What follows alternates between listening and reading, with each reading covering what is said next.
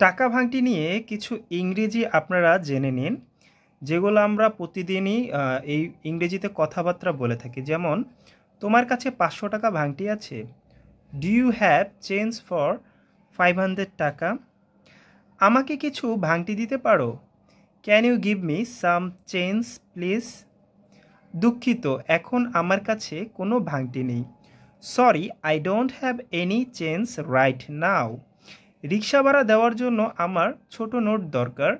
I need small notes to pay the rickshaw fare. দোকানদারের কাছে কোনো ভাঙটি ছিল না। The shopkeeper did not have any change.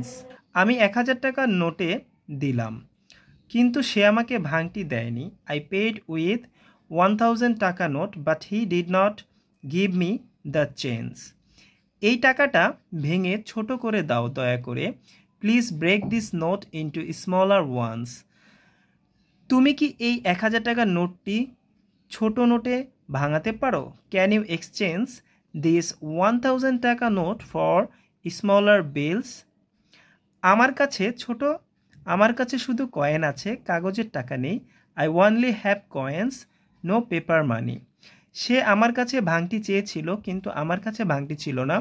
He asked me for change but I did not have any change.